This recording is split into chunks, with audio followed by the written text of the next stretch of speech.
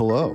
Welcome to, I guess, the Don Podley Padcast featuring Dan Padley in a very special non-instrumental version. Today we have the wonderful Tim Kalpakis here, who's Emmy-nominated writer, comedian, rock star. Two-time WGA Award nominee. That's right. Sorry. I didn't have that in my notes. Yeah. Well, I mean, I think most people know it. Most people on Earth know that. Did you ever bring coffee for the cast and crew of a music video? Funny you mentioned it. I absolutely did. It was the Lifeguard Life music video by the Sloppy Boys. I brought one of those Starbucks coffee carriers, and I think our crew was 2 people, but Sloppy Boys included. That's 5 people. Yeah, that's a lot. That's a lot of coffee. Mm-hmm. It's heavy. I'm noticing now your microphone. We talked about my microphone before the recording, but of course you are a music guy, so you have not a podcast microphone, but the type of mic I've only ever seen like draped over a bass drum, like that kind of hung type thing. It's the one that goes in front of a guitar amp speaker. Oh yeah, guitar amp, but it's like hung. Yeah. Yep, yeah. You just hang it. I've never seen it on a stand. It's always just. It's probably not supposed to be here. Yeah. which is why this is the first episode where I'm talking, and maybe the last if this goes poorly. So, or if it goes great, people will be like, I think it's that the guy, he's a guitarist, so he mics his voice like a guitar amp, and it just comes across really warm and tubey. He sounds like Jimi Hendrix. Yeah. Speaking of the Sloppy Boys, so you guys are a band as well as a cocktail podcast. How do you describe that? Because I get questions because I'm sharing your stuff and tagging you when I post drinks. And I get people. And it's a problem for you just to be a fan. And then I get people being like, "What is the Sloppy Boys?" And so, what is the Sloppy Boys? Is my first question to you. The answer is a band. Band. That's what we want to be. It still doesn't say podcaster in any of my bios anywhere. We were, there was a sketch comedy group called the Birthday Boys. We had 2 seasons of a sketch show on IFC with Bob Odenkirk. It was like a big sketch group like Kids in the Hall or Monty Python. So then there was 7 of us, but then when the TV show ended, 3 of the guys, me, Mike, and Jeff, wanted to keep hanging out, and we had started playing as like a cover band or whatever, and then we said, no, we're going to be a real band after this so we can have a comedy group like experience but in a different way. So then we were a band and we recorded albums and stuff, and the reason for the podcast is just that when we came out with our 3rd album, I don't know if you agree, but I feel like the global pandemic really affected the way we live our lives. I would say so, yeah. Yeah. So our 3rd album, Paradiso, we were really proud of it, and we thought we were going to tour, and then we couldn't, so we started a podcast instead, just to be doing something with the band, and it's a cocktail podcast, so now we're 4 years into learning about drinks and stuff like that. But I agree, it's a complicated. When we go on tour, we have band shows, and then we have some live podcasts in the mix. And on this upcoming tour, you have like both. We're interspersing them, and it's just only made it. I don't think anyone has said, "Oh, cool." I think people have just been like, "Well, what's happening in my city? Like, what am I buying a ticket for? Like, which?" And it has invited the question so much. And the weird thing is, like, we sing songs in our live podcast, and like we goof around in our concert music shows. So there's no reason for us to have been doing this. It's really, I'll be honest with you, business wise, it's just a matter of whether we're playing a theater or a club. If the crowd is standing, they pay $15 or $20 and they get a rock show. And if the crowd is sitting, theaters charge like $40 for a thing, so we do a more grand thing, and that would be weird to be playing a music show to a seated audience. Excellent. So you guys are going on tour in October, right? Mm-hmm. Go. Yeah, this is our biggest tour. Like, okay, first we're recent to the whole Road Dogging thing. Did you guys do much touring before the pandemic? You guys are like local shows in LA, right? Yeah, just local shows. And with the Birthday Boys, we had done comedy festivals, and then Sloppy Boys, it would be like after a while, right after the pandemic, a band from South Carolina, the Deer Blanca, they invited us to go out and do some shows with them when we got, like we were like, oh, this is really fun to go on tour. But we only signed with a touring agent about a year and a half ago. So it is new for us to go out and play 30 cities. And it's really fun.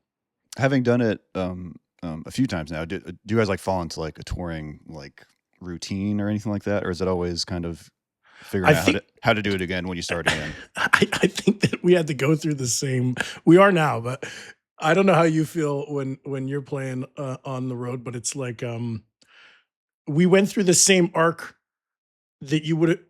I keep joking to the guys that we did our lives backwards because you're supposed to be in your early 20s in a punk band, and then you're supposed to settle into like TV writing jobs or whatever. We did it the opposite way. So I'm 42 and I'm hitting the road real hard. And I think that even at this age, when we started doing it, we were like, oh, you get drunk at every show. You go out to the bars till the bars close, and if that's in the Midwest, that means 4 a.m. And so the routine would have been just like as much, just maximum, like whatever, like eat pizza, eat the local fun food in every city, stay out at the fun dive bar in every city, like just at 100% to the max.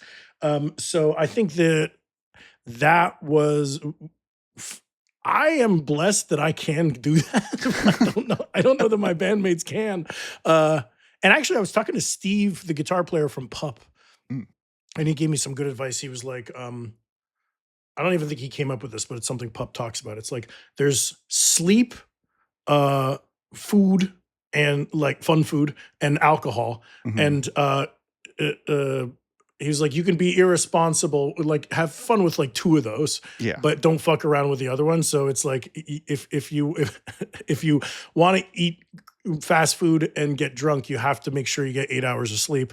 If you're not getting 8 hours of sleep, you better eat a salad.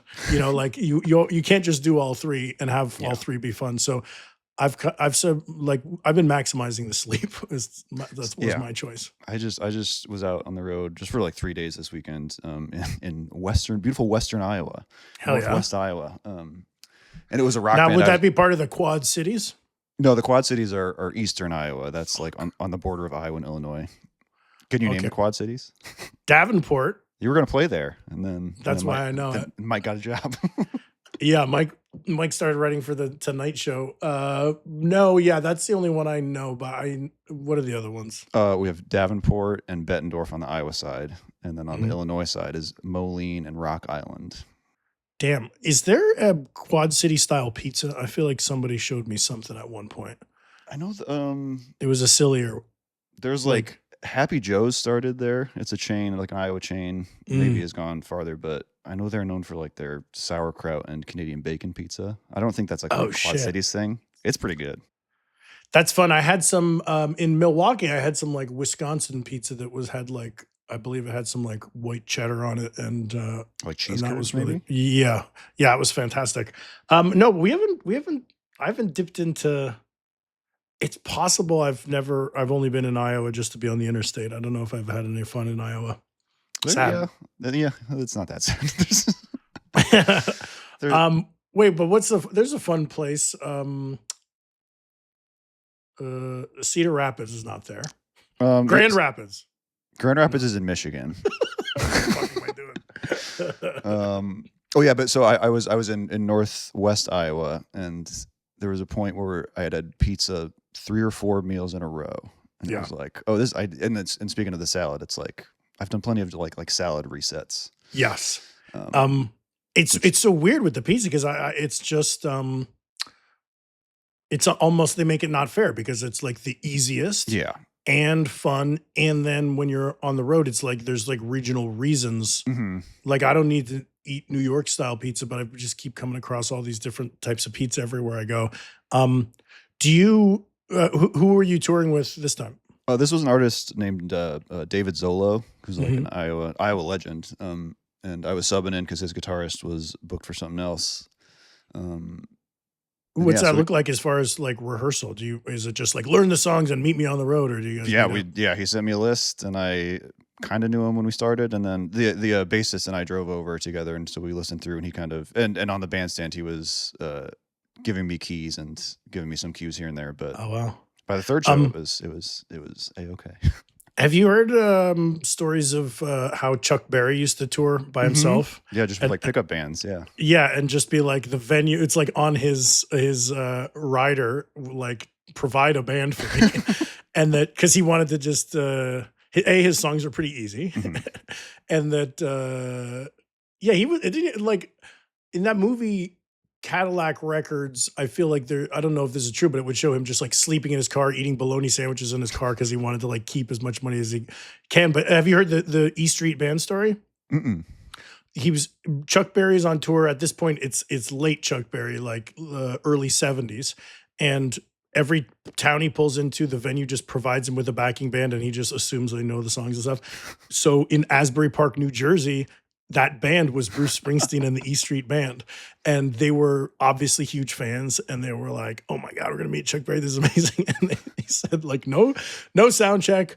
No, nothing. Oh, no like, sound check either. Jesus, yeah, that's no, he just or not at least not together. He said they never like talked together, but he said at showtime Chuck just like walks out and he said he didn't look at them, didn't talk to them, but every Chuck Berry song has like a doony noony noony noony noo, so they would get the key, like they'd be looking at his hands and listening for that, and then they would just start playing like Maybelline or No Particular Place to Go or Johnny Be Good just based on what that intro was. And he never said anything to them. They played the whole show, and then he walked off stage and left. And like he never cared that he, like the funny anecdote that's Bruce Springsteen. I don't know that that Chuck it meant even knows nothing what to that. him. Yeah, didn't care. He's one of those guys that I think always had to get paid in cash too. Yeah, Because I think he played the University of Iowa homecoming concert years ago, and I think there was a thing where it was put on by like the student organization, and they didn't know that, and then so they had to like go find cash like late at night to go pay him. Well, our most Chuck Berry move then is that when we're talking to the venues, they offer hospitality. It's like, what would you guys like in the green room, like the rider, and we just say buy out. So there's just usually just $200 cash, and then then we're coming in with like half a bottle of Jack Daniels from the last city, like rolling in. And what's funny is, and I'm sure lots of do you guys do that or do you bring? There's stuff like some with Deb Talon. I mean, it's a very very basic rider of just like I don't know, Water. Like a fruit or a veggie, like a vegetarian sometimes like that chips and salsa, veggie dip like, platter is a very popular one. I think some like whiskey too is on there, but like not all venues do it. Right. We used to say, we would say like a 12 pack of whatever the cheap fun local beer is, not fun, the cheap local beer. And water or whatever. And then sometimes when we tour with Don't Stop or We'll Die, it would be like, hey, we're getting a bottle of Maker's Mark and one of those veggie platters and like all this stuff, but we didn't think about the fact that we were paying for that. So like we were like, oh, we're rock stars, but it's like the coolest. They're just giving us all this stuff. They're just giving this stuff, but no, you can just get $200 cash, and then for the types of places we play, like that's like a significant portion of the door, better than what we're making on ticket sales. So yeah, it's what's just funny is rolling in with, because we're like, we don't need any hospitality because we're going to bring shit. But then we were at the Gramercy Theater in New York, which is sort of a classier venue for us. And I'm walking in with like plastic bags full of like half drank whiskey bottles, and they're like, hey, you can't bring outside whiskey. And I was like, oh, I'm the band. And they're like, yeah, you can't bring outside whiskey. I was like, the band can't bring outside whiskey? And they're like, no. And I was like, so you want me to just like I'm like parked in Midtown Manhattan, I have to just like leave it in my car? And they're like, well, we don't know what you're gonna have to do with it, just you can't bring it back here. Not even through the back door. I feel like when you go through the back door, then like rules are off.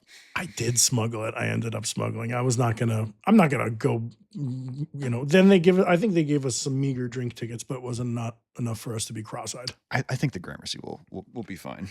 I actually heard they're going out of business, and they ran the numbers, and it was half a bottle of whiskey amount of money that they're missing. Well, so you play guitar in the Sloppy Boys, is that correct? Yeah, that's something we have in common. We're men of the fretboard. When did you start playing guitar? I started playing guitar when I was 19 in college, when I bought a Guitar for Dummies book. Like the official, the yellow one with the CD in the back, Guitar for Dummies. Yeah. I had dabbled, like my dad is a guitar. I'm from Woodstock, New York, and my parents are from Montreal, but they moved down because my dad was a guitar player in the 70s and like wanted to be a rock star. So when that didn't work out for him, he then opened a pizzeria, and then the pizzeria did well, and then he was just a Greek guy with a pizzeria in Woodstock. So I inherited it. He let me use his guitar, which is a '73 Fender Telecaster, which is gorgeous, and which is probably what I would have picked anyway, because it's like the Springsteen or like Bob Yeah. Dylan, It just does it. like a Rolling Stone. Yeah, It does it all. and it's kind of I probably would have picked that. So I was happy to just get a vintage one for free. So, but I had that kicking around. Like I remember, like I would dick around with a ukulele because I was a silly boy, and then I remember like plucking out like Louie on like power, not even power chords, just like one note at a time. But I think when I was 19, I was a big Weezer fan, and I wanted to play Weezer. So I said, I've got to learn the types of power chords where we play 3 strings at once. And did you have like bands in college then, or did you play out at all, or was it just like playing at home? Freshman year of college, me and 2 friends started a band called Surfer Cowboy Ninja Astronauts. That's such like the sense of humor of the day. This is 2001 too, just sort of like that did sort of represent our sound. And I think that we thought we were going to be like a ska band, but I was playing ukulele. Then it was me on ukulele, my friend on synth, and he was into like Daft Punk, and then the singer was this guy Fish, who was like Fish. That was like his frat name. I don't know what his real name was, but he sang like really croony, like he thought he was like really pleased with his singing. So I don't remember playing any gigs out, but we were jamming a lot in the dorm and calling ourselves a band. And then we played a couple of like in studio sets on Ithaca College television. Okay. I was all involved. I was a TV writing major, so I was like writing sketches and doing shows and stuff like that. So then like, I guess just the thing I had access to was like, let's go play on ICTV. So if you lived in Tompkins County in Western New York, like it was just being broadcast on like channel 16. But it was fun. And you know what's funny about that band? What was the name again? Surfer Cowboy Ninja Astronauts. Okay, yes. So when I'm writing music now, I'm like, a melody is like gold to me. It's like I don't have eternal melodies inside of me, or chord progressions for that matter. Lyrics are fun to write. Everything else is sort of like chasing, like trying to bottle lightning for me. But so I've used a lot of Sloppy Boy songs are based on like scraps of old songs and stuff. And Okay. I think that there's a Sloppy Boys song called College Night. The main vocal melody I stole from like a saxophone solo that I had come up with I don't play saxophone. And then my synth friend was playing it with his fingers on the keyboard. But I was like, can you play it like this? Do do do do do do do do do do do do do. So then like 15 years later, that's the vocal melody for College I've done that before too, where you like go back into the archives because there's something there, and it's yeah. I have weird like CDRs from back in the day of fragments of songs, or I mean I always play stuff into my phone too, but like I think what's most fun for me, for whatever reason, it's less fun to just like dig up an old song and finish it, but that specific thing is fun to me to repurpose. Like I think I liked that it was like a sax solo late in the song that became the main thing. So same thing with like Tom Collins and One Last Bender for sure have lots of pieces of like this guitar solo was the vocal melody from that vocal melody was the guitar solo from this, like always swapping around. I after the fact, I heard a Rivers Cuomo on Song Exploder talking about how he writes his guitar solos by singing, like so that he doesn't fall back on old like muscle memory. And I think that that's part of the thing. Like if I were to like try to bust out a solo for you, it would just be that pentatonic scale, and it would be way bluesier than I like. I don't listen to blues music, but if you hand me a guitar, suddenly I'm Muddy Waters. This tour I did last weekend is kind of like roots rocky bluesy. So I was getting, and I'm also not like a blues player really. Right. So I was getting some blues out, some of those white guy blues. You're tapping it. You're like, turns out I'm sad. I mean, it's weird because it's so fun. Like, so that would have been the breakthrough in college when I got that For Dummies book. I think I was like, I wanted to play like Weezer type stuff, but I think once I was like, oh, there's this 12 bar blues, and then there's this blues scale, and like I can, when I hear other dudes in my dorm playing guitar, I can go sit in with them and just do this. Like, Yeah. that's so fun. It's like the last thing I would ever listen to is like blues, especially like modern Yeah. 12 bar blues. But it's so fun to play, and it's so fun to just jump on board. So had that not been easy, I probably would have crapped out on guitar. I think I need I need something to be like, oh, I can do this. So if you learn a power chord fast, you're like, okay, now I'm playing Weezer. Yeah. And then you learn that, and then you're like, now I'm a blues man. And like, I wouldn't be able to keep practicing and practicing if I didn't feel like I was like immediately like, oh, I'm kicking ass. Yeah, because it sucks to practice something you suck at. Right. Did you? I mean, you started with classical, like guitar, not classical, No, but like, well, I did. I had a classical guitar. It was my first guitar, but that was just because it was cheap at the pawn shop or whatever. does that mean vinyl strings? It has nylon strings? Yeah. Oh yeah, nylon. It's upstairs. I was going to grab it, but I will not do that now. Did you grow your fingernails out long? I never did that. That was always kind of disgusting to me. I had it just seems so impractical for everything else you do in life to have like Right. claws. You're like, for this 1 hour a night on stage, and then I'm a weirdo the rest of the time.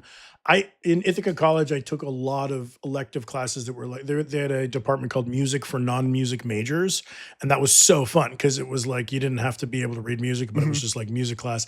And I had a professor who was like a flamenco guitar player, and he would bust out the nylon strings. It's pretty sweet. Yeah, it was really fun to watch. And just like that fat neck, and just watching him play, it was like watching that. He's kind of like playing piano on a guitar, you know, and the man doesn't strum. He never strummed anything. I think they do make like acrylic nails you can like tape on. I was talking to someone who like used ping pong balls. He would like cut up ping pong balls, and then glue them on there, tape them on there, whatever. Damn. It just seems so, I don't know. That's a step I just don't need to take. I got a hot tip like that I've been using, where my strap used to always fall off my guitar because I have a cheap strap. And then someone told me to take the little red rubber thing from the top. Thing Yes, or whatever. exactly. From Yep. the beer bottle. And that's been on there for 4 years, and this ain't coming off. That's funny that it's that. All guitarists know. I bet like that there's a lot of like, if you're at a specialized import beer store, you're like, man, all the rockers are buying up all the Grolsch. The Grolsch was flying off the shelves. I do like that beer, so it's a good reason to get to buy it. So you also play like bass and drums in the band too. How did y'all decide who's going to play what at the get go? So the band, I had a drum set in my room. We had this shitty bro house in LA that we all like had to like share rooms, and I had to kind of like Was this the famous birthday boy's house? This is the birthday boy's house, yeah. And we called it the stink house at the time. But I was the guy who just like had a drum kit and I mean, I guess maybe we bought it together. We bought it off Craigslist. Maybe me and Jeff and Mike split it. But like all the gear was in my room, and then we would just be like jamming during parties. So I think the idea was, I mean, I play bass like a like a guitar player plays bass, but I did. Damn, now you're unlocking memory that before I played guitar, I thought I was going to play bass. And when I was like 15, I bought 2 VHS tapes called Bass Basics 1 and Bass Basics 2. And I had a little, like a short neck bass. But I remember from those videos, it was like, yeah, rest your thumb on the pickup and then use these 2 fingers and take it for a walk. And I learned a major arpeggio and a minor arpeggio. And so I remember like I fancied myself a bass player based on very little knowledge. Drums, I'm so bad at drums. It's so fun. Like we had a drum kit in my garage when I was a kid, so I banged on it a lot. But like when I hear myself back after, I have a blast on that kit, but like the tempo is just fucking all over the place. And when I attempt a fill, it might sound cool, but then I never land back on the beat. So like, you just have to reset. Yeah, it's funny. Like Jeff was sort of just like a good sport by being the drummer when our band started. I don't think he was excited about it, but like Mike's good. Yeah, Mike, at that show in like, Chicago, I was like, damn, he's yeah. It's funny. Like sometimes I'm looking back and be like, why is this guy back? And we were playing Armageddon at a show recently, which is like a waltz time, and he's kind of like adding some little stuff in there, and I was like, that's weird that that Mike is very good at this, but I'm the worst drummer, so I play very few songs back there, and I'm just always nervous. It's fun, but my songs are always late in the set when I'm tipsy. Yeah. Oh yeah, you were going ampless for a while. Are you still doing that on tour? This is the new way. So just for traveling reasons, we decided to be a Gen Z band. And I used to just use backline gear, whatever house amp they had. And I made the decision to like really not be a gear guy. Here I own I think it's Jeff's, but the amp I always have used is just a Fender Twin Reverb, and then and I have this Fender, but I sort of made the decision to like not be a gear guy because it's such an expensive. Very habit. smart to do. Yeah, you were right to do that. It's just too fun, and that would just be all. In the same way, I'm a foodie, but I'm like sushi and wine. I shall not dine because it just goes and goes and goes, and then I would be like flying to Japan, and then we broke in America. But so yeah, with the gear, I just don't really do it. So we always said to venues like whatever in-house backline amps you got, we'll use it. And that was kind of funny because sometimes it's a big Marshall stack and other times it's like little dusty piece of shit. I got to play some little like bedroom Marshall ones, and it was like, all right, this is this is something. But it's funny though, because I can't say that I've ever, my show particularly, like I want to ask you about like dialing in your tone and stuff like that, because I have to remind myself, sound check for me tends to be like a place where I'm like worried and then scared and then I want to cry. Like I'm so excited for the show and then 100% confident by the time show time comes around. But like when something is wrong with my guitar sound, I'm like, I think I want it more trebly. I think I want, like, I'm twisting knobs in a vacuum and I don't know what I'm doing. And it's my own fault for saying, hey, I'm not like your guy. Just give me whatever amp you want. But so that if that has been my experience, then there was one show where it was like, oh shit, guys, there's no backline amp. We don't have time to rent it or whatever. And so I bought an amp cab simulator pedal, and then we played that, and it plugged straight into the fucking, like it sounded just as good. I didn't miss it at all. It's pretty incredible. Yeah, and then I think, was it you that told me to try putting the monitor behind me? That really helps too, because then I can then it like feels like there's an amp. Yeah, then there's an amp there. I feel like what's cool is like I'm putting a lot of faith then in the sound guys. Like my sound is sort of in his hands, and I like that. And then I tell him to tweak away because I'm not paying too much attention. But I haven't noticed like. We were like, oh, we'll go back to amps, and then we're going on this tour, and I'm like, I'll be honest, like I'm using the amp simulator pedal, but even there have been times where I accidentally had that clicked off, didn't even know it, and it's just direct into the just direct in from a Boss Super Overdrive or from a Blues Driver pedal, and I'm like, it's weird. Like in life, I think I hate that sound of a thing like that. Like it sounds like too close and like it's like Prince style, where it's just like right, exactly, right in your face. Yeah, it's right in your face, and then at its worst, you can feel like you hear string and wood rather than like guitar. Yeah. But I don't know why I haven't really. It hasn't really bothered me so much, and I tell all the sound guys when we're sound checking that it's like I like to be fairly on the bassy side, and I'm like, hey, we're a lyric driven band, so as much as we want to get the people rocking and get the booties shaking, we do care more about lyrics than anything else. So if you ever feel my guitar fighting it, like always err on the side of the vocals. But I think that has then informed my tone, because it's not just volume. It's like I use like I'll flip over to the front pickup and it gives, and then I'm like, I've become like I don't like being this like a tacky, trebly, in your face guitar player. I like being sort of like another bass player kind of. Yeah. And so I have been, even with that closeness, I've managed to not sound like Prince. God forbid I sound like one of the best musicians. A nightmare. That would be awful. But I tell the guy that I'm like, I like this sound, and like I like it to just, I want a thick, like the music that's happening in our band is the background music to the show. But like, so for you, you are like, I'm not even thinking from the gear point of view, but emotionally, you load in, you set up your amp, you plug in your pedals, you plug in your guitar, start playing, and it's like, are you fairly like? The first strum, I almost hate the way I sound every single time, and then for me, it's a bit of a question mark about how to dial it in. I'm sure your like settings a little bit better, but like, is that a struggle for you, or are you kind of walking in and you get the sound you want? Each room is different, so it's like even the same settings on if I get the same backline amp like show to show, like I generally get like a Fender Deluxe or something like that, right? And so I know about what volume it'll need to be. Just that I'm speaking with me and Deb, in that. And when I saw you at a hotel cafe, you had, I mean, you're not fucking with any distortion and stuff, but it's reverby. There's maybe like a little grit on a handful of tunes, but yeah, it's not like I'm like, there's not like gain stages like within a song where I'm like, right, yeah, because like when I solo or something, I already need to step out. I just kind of dig in more or have a volume pedal or something.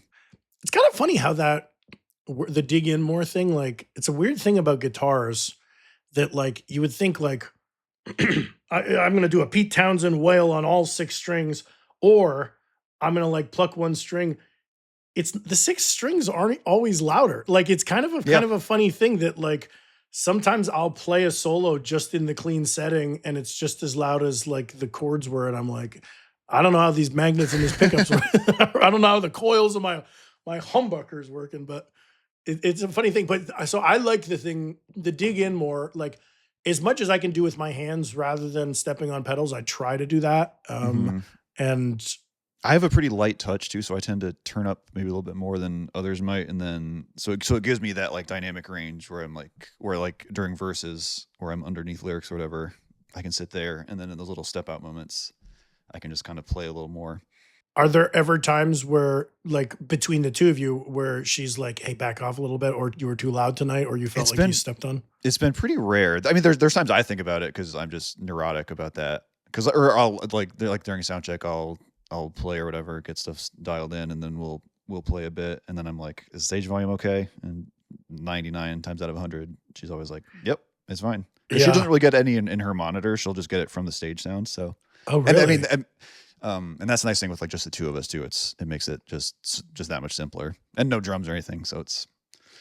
What's the biggest venue you've ever played?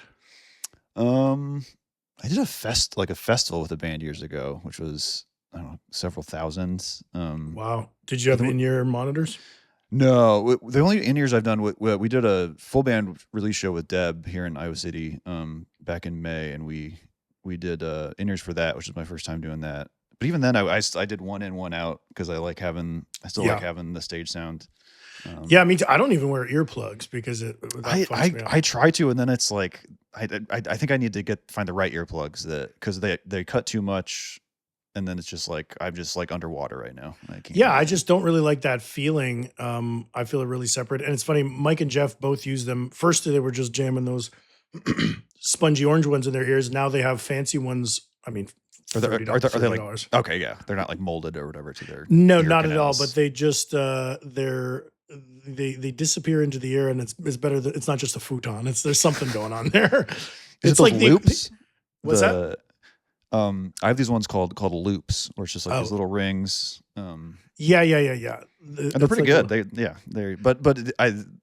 They make like different levels of sound blockage, and I think I went too much. I needed to get one that's a little bit lighter. Somebody was pitching us hard, even at our scrappy little level. Someone was pitching us hard on getting the in-ear monitors because they were like, I was complaining about dialing in my monitor at every sound check and every show ever. And it's just like, well, imagine if that's just not part of the process. Like you pay $500 once, and then from that point forward, it's the same mix every night for the rest of your life. Yeah. And I was like, I like that. I do think it does get a little more complicated when you're wireless. if you go wireless, because otherwise you're like wired in, and you guys move around a lot, and so that might be a little more difficult. Yeah, but I would love if my guitar was wireless and I could like dance on the bar. Oh yeah, I mean, That'd be fucking cool. I try to move around as much as I can. It's funny, we play a lot of small stages, and then it's such spaghetti with the wires on the stage that like I try to do like, oh, Tim's running around, and I'd like take one step one way and one step the other way.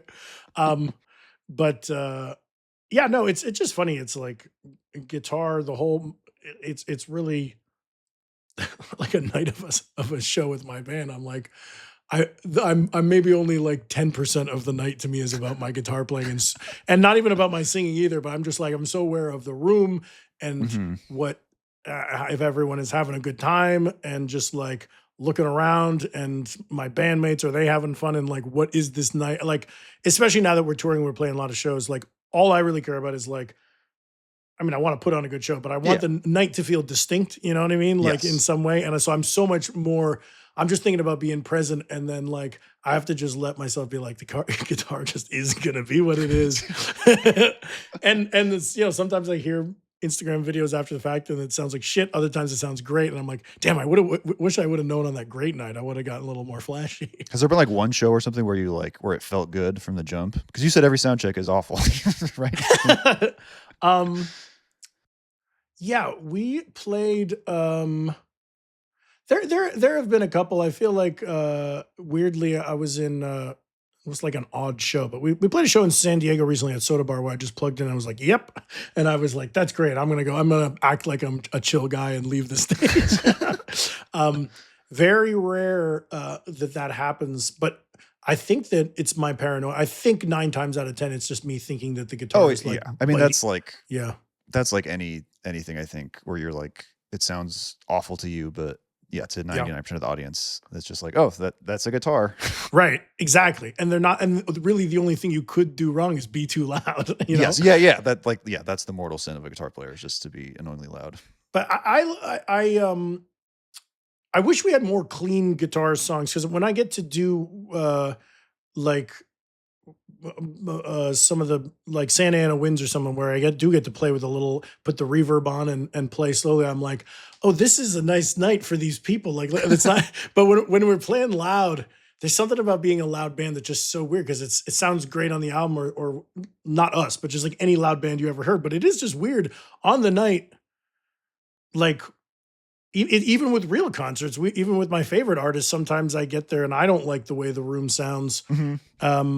I just saw MJ Lenderman, and he was fantastic, and it was a great mix. And I was like, it was a lot of young kids there because he's only like 26, and so I was like the old man in the room. But I remember being like, you know, it's a nice mix. It's not too loud. He's rocking hard, but it's not too loud.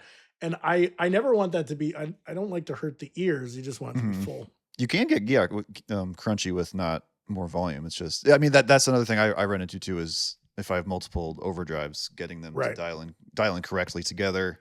I was doing this last weekend where I was maybe more gainy than usual. That was like the first show. I tried my second drive and I was like, nope, and I don't have time to figure this out. I would like if you had just one of those full on like grunge. Like, but are you ever using the gain on the amp or just pedals? Just pedals usually. Yeah. Usually the amp is just set it and then it's where it is, and then it's all pedal stuff. Yep. Yeah, I mean, every once in a while. No, I mean, I would maybe turn it up or down if something changes in the show. Instead of talking, I should tell the sound person that, but sometimes I'm too shy. I'm always telling Mike Hanford will sound check and get everything all dialed in, and then he'll make some major changes to his amp, and he doesn't. I'm like, Mike, like you just made soundcheck fully obsolete. Like that, you just cranked that knob so much. And he's like, no, it was sounding bad. Like I want it louder on stage. I'm like, I know. Well, yeah, yes. But then, so I do think what a lot of our sound guys fight is all us turning up. Yeah, and that's instead of asking for more monitor or whatever, we're just blasting. And then by the end of the show, like our songs get faster and faster. And the faster and louder. And it's just like, yeah. But you've let me know. We were playing a show at I.O. in Chicago, and I was like, Padley, is my guitar too loud? And you're like, no, you could bring it up a little bit. I was like, hell yeah. And then the booth got kind of scared, I think. They were like, Yeah, yeah. hold on a second. They're like, this Padley guy's a maniac. You also pointed out for me one time where I played the guitar solo in Slophead. I played it 1 fret off. And It's I jazz, didn't baby. but I made it through the entire solo and I didn't know what was wrong with it. And you were like, it was 1 fret off. I was trying to blame the sound guy for that. This room is off key, man. Oh, there are those sound check moments though, or the sound checks where we'll do the sound check and then we get on stage and then it sounds completely different. Yeah. And I always wonder what happens there, because I mean people come in the room, so that changes something, but it shouldn't be that drastic sometimes. I know. It's weird we don't have like a simulator for that. They should maybe bring in like 200 dummies to stand in the room or something. But everything does sound slappy and bad in sound check to me. I'm like, this just sounds like a room and it's clangy and bangy. Mm-hmm. And then you get people in there and it's deadened and it's way better. But it is very strange. Yeah, the amount of variables. It's again, if I told myself I wanted to sound good, I would lose my fucking mind. So I have to just let go of it. Yeah. Do you ever have any? Do you have any disasters? Like, you seem like a guy who, if you break a guitar string, you fix it in 2 seconds, and you're kind of. I've never broken a string on stage that I Whoa. remember. Yeah, there was one time actually, it broke, but it was because there was like a burr on the saddle of the guitar. It just like rubbed up against that and broke. Oh shit! Not your fault. It was not an at fault breaking. It was a live radio performance though. Oh no! And I was playing a solo and I was trying to land on the note. It was the high E string and I landed and it was like, oh nope, that's nothing there. We have slipped down. I mean, I've never big clam.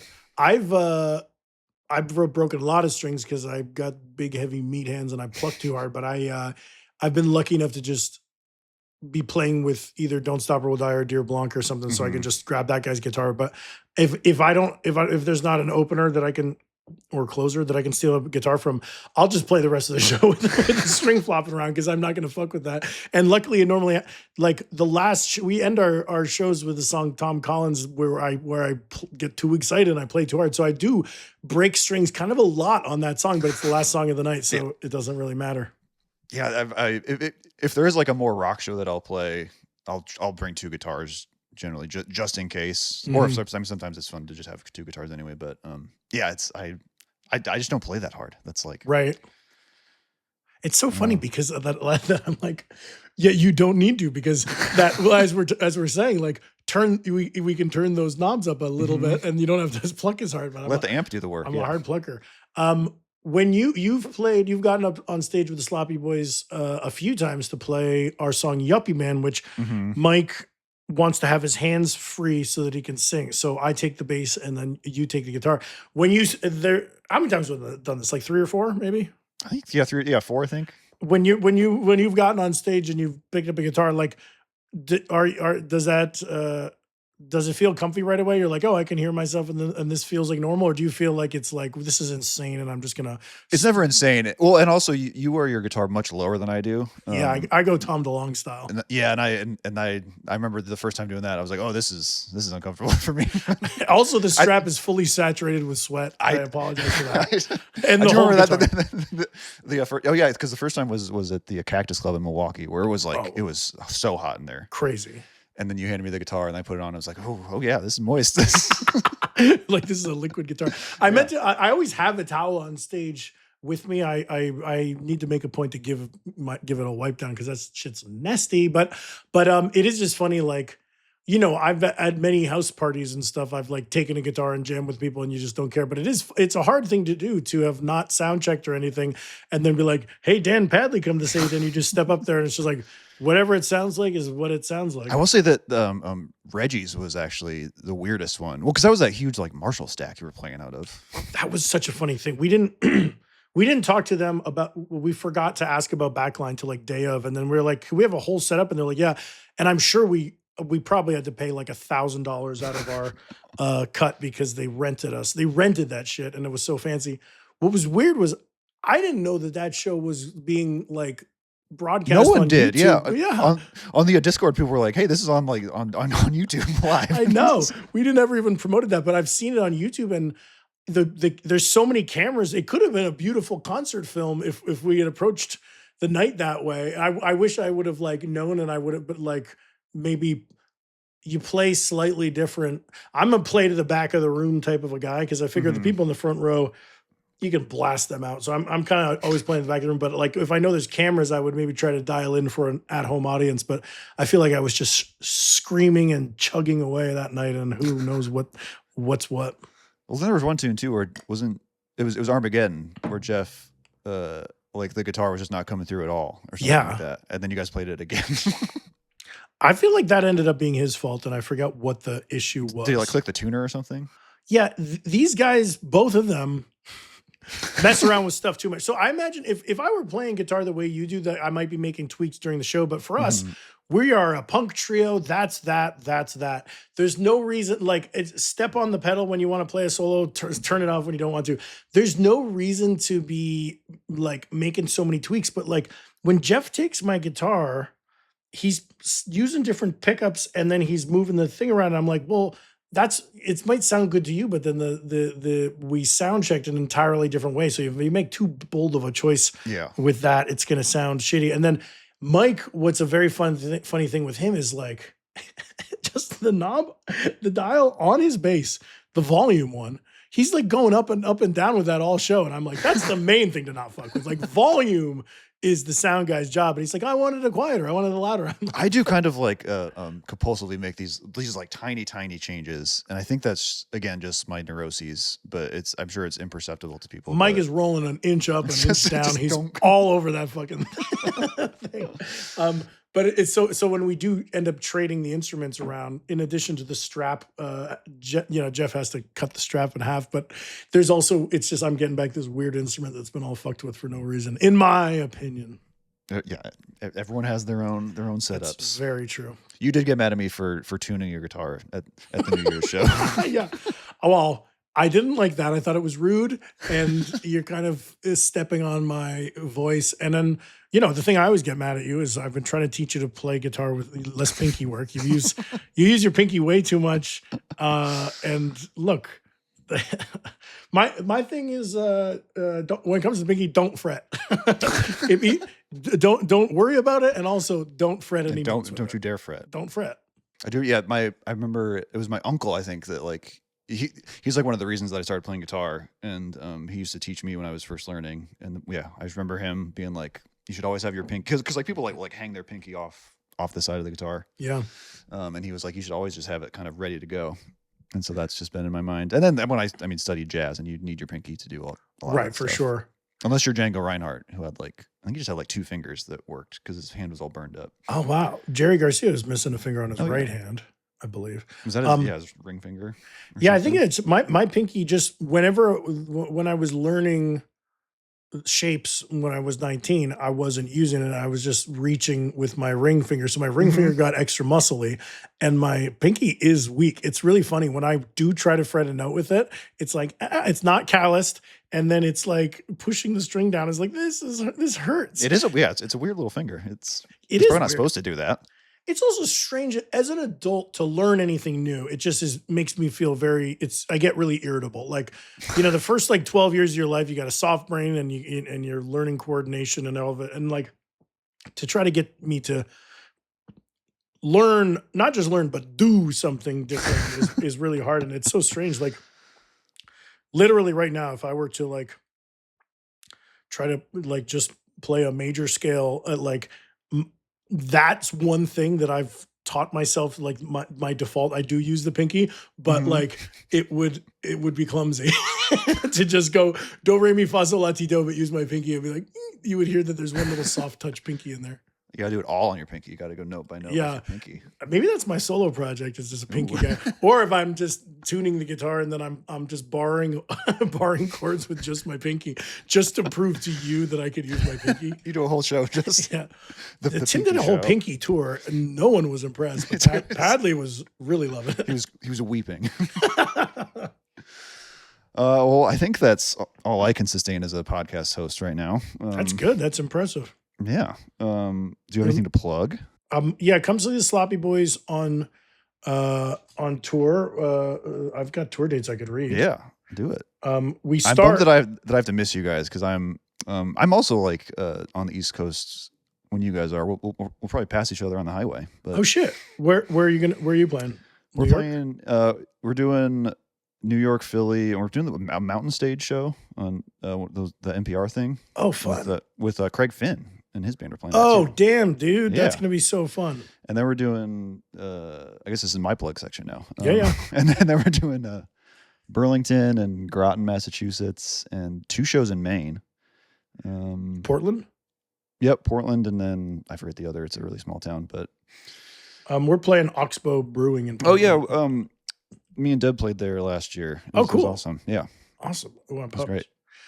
My dates, we're coming through starting October 12th. We're coming through Nashville, Chapel Hill, DC, Philly, Newark, Boston, Portland, Hamden, Connecticut, Woodstock, New York, Amherst, Mass, Denver, Minneapolis, Milwaukee, Chicago, Indianapolis, Columbus, Pittsburgh, Cincinnati, Detroit, and Lansing. And then later, we've got some fun December stuff coming up. We've got some early December. We have some shows that are some cool thing that we're still ironing out, which we haven't announced yet. And then at the end of the year, we're doing shows like New Year's Eve shows in New York. So come on out.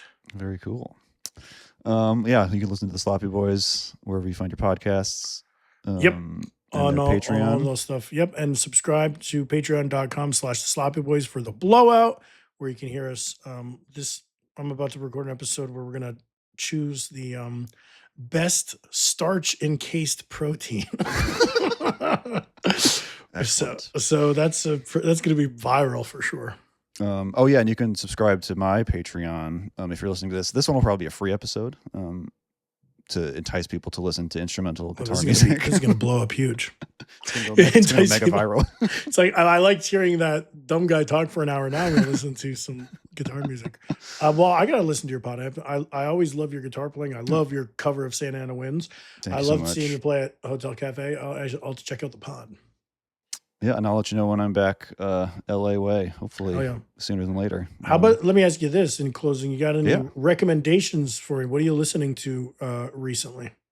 Madison Cunningham has a new record coming out, and she's one of my favorite artists. Madison Cunningham. Yep. Yeah, she's wonderful. Yep. Love it. All right. Well, thanks, Tim. Thanks, man. This was so much fun. And thanks to everyone for listening. Okay, bye. Later.